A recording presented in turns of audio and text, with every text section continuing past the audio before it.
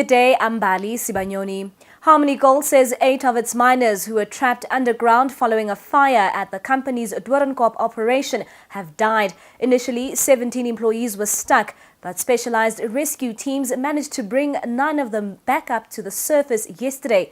One of the miners is still missing. It's believed Tuesday's blaze was started after a seismic event triggered a partial tunnel collapse and damaged electric cables. With no end in sight to violent service delivery protests in various parts of the country, the Office of President Jacob Zuma says residents can't keep destroying government property and facilities which they need. Over the past month, South Africa has been rocked by violent protests, resulting in at least 8 people losing their lives, municipal buildings, houses and businesses torched, leaving a trail of destruction. The most recent protests were in Bronkhorstspruit, Sebokeng, where a man lost his life yesterday, as well as in the Eastern Cape. There are also reports of a service delivery protest currently underway in Mooinooi in the northwest over water shortages. Nelson Mandela's daughter Zinzi insists her mother Winnie did not expect anything from the late statesman's will. An executive summary of Nelson Mandela's will was revealed earlier this week in Joburg, showing his estate to be worth an estimated 46 million rand. He provided generously for his family, schools and universities he attended, his employees and political parties he devoted his life to, but didn't leave anything to his ex-wife Winnie Madikizela Mandela.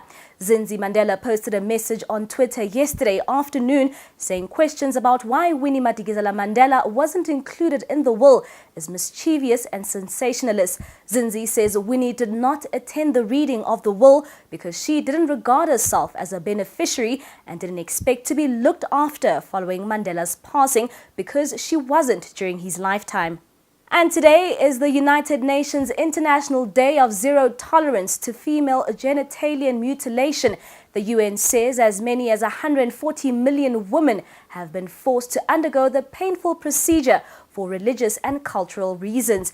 It's been outlawed in some parts of the world, but that's not keeping millions of young women and girls from still being at risk. This report from CNN.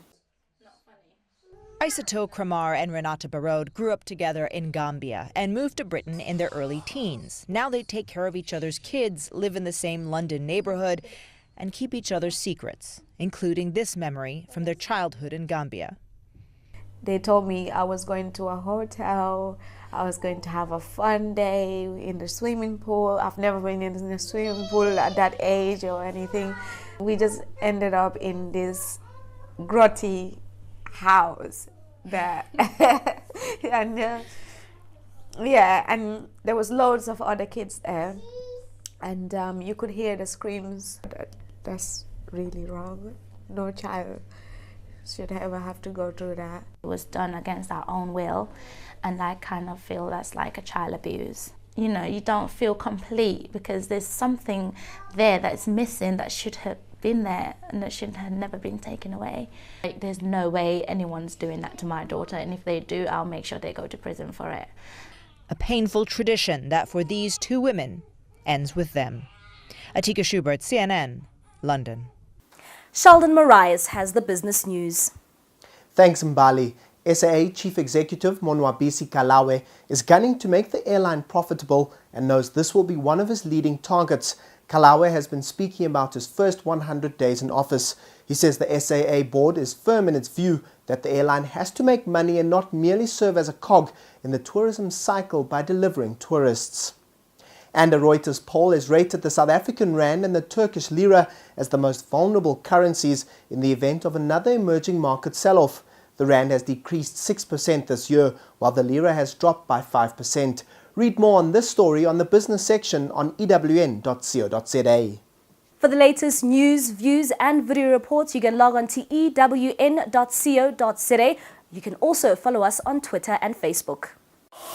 Eyewitness News, in touch, in tune and independent. For the latest, log on to EWN.co.za or EWN.mobi.